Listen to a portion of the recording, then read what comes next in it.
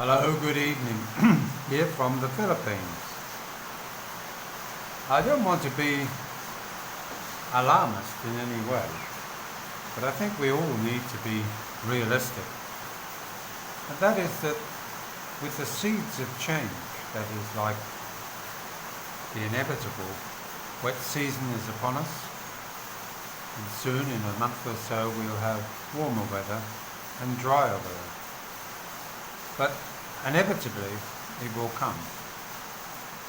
There's been a lot said about the changes proposed, and I use the word proposed, in the position for tourists and those that want to live here permanently, in other words retirees. A lot of course is talked about for many reasons. One, I believe it's just in an attempt to get views on channels without really thinking out the consequences of their move. I like to think that this channel is able to step back a little bit and come up with options, or at least understanding of the situation that confronts us all here living in the Philippines. Let's just make a hypothetical here. You came to the Philippines maybe even a decade ago, and the intention was to make a new life here and live out your retirement. You did so with the knowledge that every 3 years you do what they call the visa run. Hong Kong, Singapore, Thailand, very common places to go. You only had to be out for 24 hours, which by the time you stayed one night in a hotel, it was time to fly back to the Philippines. And by doing so, it was really like a short holiday every 3 years. Before that, of course, all there was once every 2 months to go and renew or extend your visa.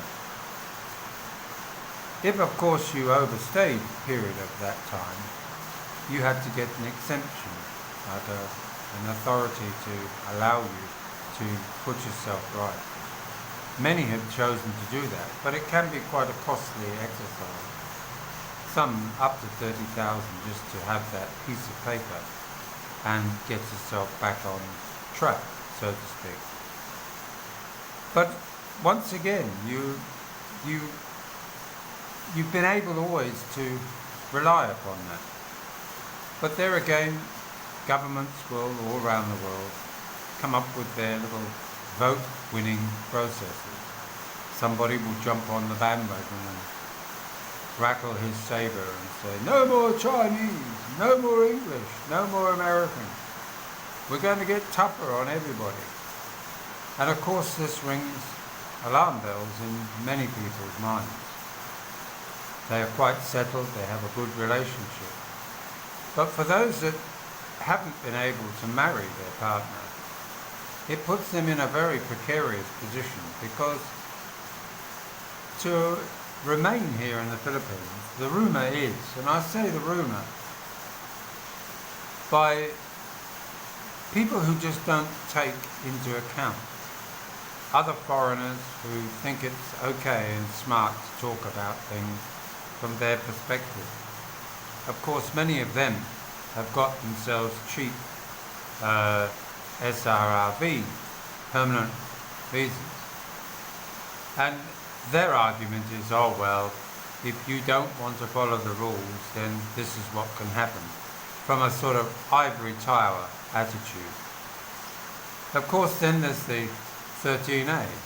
They were lucky enough to find somebody who was not married before, and because of the remaining inability to have a divorce here in the Philippines, making their partner unable maybe to marry. Now, of course, this video is aimed at them, the people who have secure, romantic and long-term relationships with a lady who currently is married to someone else. but there's no threat to them and their newfound family. Some of them maybe even have a child with this woman. Now, there is a dreadful reality here, and that is that by spreading the rumour that they're going to get hard on people who have that type of relationship, by the way they are suggesting there's going to be major changes in the visa regulations here in the Philippines.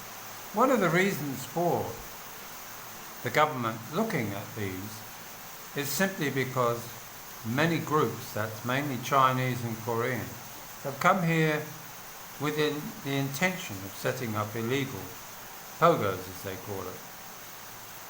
And there's a lot in the news about that, and we don't need to bring them into it as well. But the reality is that there were a lot of people who were in the military, especially from Korea and China, who were able to retire at the age of 35, and therefore were able to obtain an SRRV visa for some $1,500 American dollars plus fees. Oi, be quiet. Sorry about that.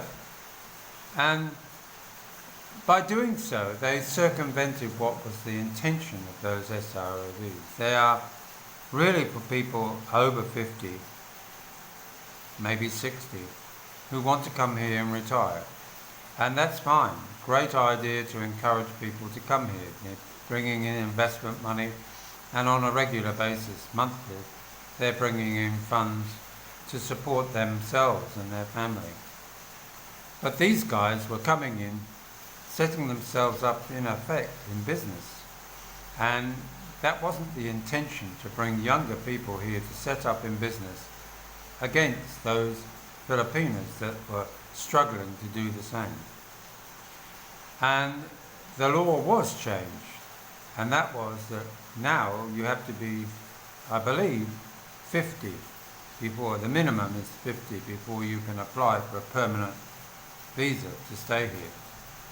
And that was to stop the influx of Korean and Chinese ex-military coming here to the Philippines and settling for what was really a very encouraging deal, the 1,500. Now, to me, they don't represent the main body of people that are coming here.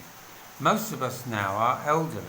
We're on a fixed income, and therefore we are forced to do one of two things. If you're on a tourist visa and you've been renewing them every 3 years, not renewing them every 3 years, but staying here every 3 years and then doing a visa run, you've felt comfortable in knowing that every 2 months, and they used to be 6 months, but it's now been reduced down to every 2 months again. Then to suddenly impose by rumour, and I will emphasise by rumour, a toughening up of visa requirements, asking questions. People in far-reaching areas are reporting that some of the questions are putting them at risk, in the sense that if they don't answer it quite the way they thought they should, they may well find themselves being asked to leave. Again, I'm not meaning to sound alarmist, but inevitably we, if we fall into that category, will feel that way. It may well end up in a less desirable situation where you break up a Filipino family of a perfectly good relationship, maybe who've built a home, sent their children to college, only to find that because they can't remarry, and because the government has decided to maybe make it harder for them also with this new proposed changes in the wind, and I will again emphasize that, they may end up having to literally dump their Filipina and go for anybody who's willing to marry them. just so they can get a 13A visa and stay here in the Philippines. And you may find a situation where arrangements are made between people. This is the problem when you bring in something, such a major change to what was previously thought to be set in stone. You run the risk of scaring away many potential people who would have otherwise spent their relaxing retirement here in the Philippines. And there's no mincing of words here. These are, if they are to ring true, what many people who are always keyboard analysts and keyboard experts, and please try not to put myself in that, you have to look at all avenues. After all, we don't just come here with the idea of being a fly-by-night. We come here with the intention of settling. And if the rules are going to change so drastically that will then put pressure on our own relationship and our long-term investment, then it is an alarm bell for many who maybe were planning to do that, have spoken about it with their long-distance relationship, and maybe having to reconsider places like Vietnam, Cambodia, and even maybe Thailand as an alternative to the Philippines, which I honestly believe is not the intention of the Philippines government.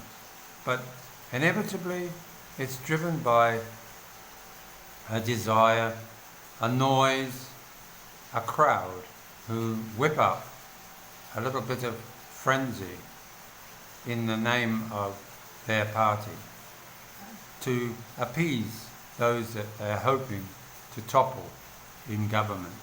And I just hope that we as foreigners don't end up as the pawns in a game that could end up very bad, and very badly for Filipinos. I mean, you just imagine what it would be like to have to say to your loved one, well darling, I'm going to have to leave now.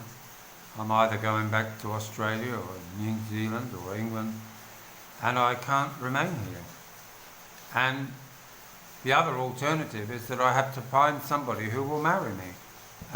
A marriage really of convenience, which defeats the object of your honesty when you are filling in forms every 2 months to say you're here for a long-term relationship. And you were allowed to stay here. You were allowed to extend your visa. But if they're going to put restrictions upon that because of one person making that ultimate decision with you, knowing how the Philippines are, you get one says one, another one says another, and another one says something completely different. And you've got to remember also to kick up a stink, to ask to speak to someone in higher authority, can put the back up, and you will find yourself in a little cubbyhole where maybe you're going to be finding it difficult every 2 months to renew your visa. So those that are considering coming here, and those really no, those that are here, don't allow fear to drive you. When we know what's actually going to happen, when we're aware of the consequences of our actions for the future, it's only then that we can have to make that decision. And for some of us, it may well be a heartbreaking one that we never thought we'd have to face in our old age. I can't say that if you enjoyed this video, give us a thumbs up, but I just ask you to give it a bit of thought, do a little bit of plan B, because none of us want to find ourselves with mud on our faces, not of our own making, but of the policies of the various governments around us. I'm sure many have gone through that in Thailand with the changes that came through over the last few years there too. But they fortunately valued those that were here or were there and have come to some common sense. And that is that we want to look after Our Lady and her children and our investment in the country. Not all of us have had enough to be able to buy a condo, which is a pointless exercise really. It's something you really can't sell very easily. And who wants to live in a condo and be a typical Filipino family? That's not a Filipino family. Living in a barangay, living in a rural setting is often the choice of many. And to be forced to buy a condo when really what you are prepared to build is probably twice the amount of a condo, and yet for some reason they don't allow you to use that home as proof that you're in effect intending to stay here long term.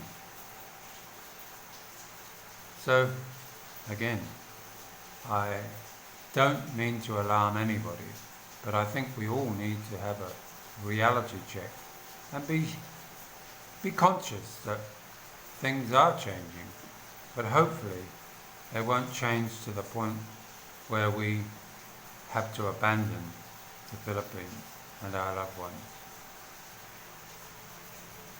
Thanks for watching. Bye.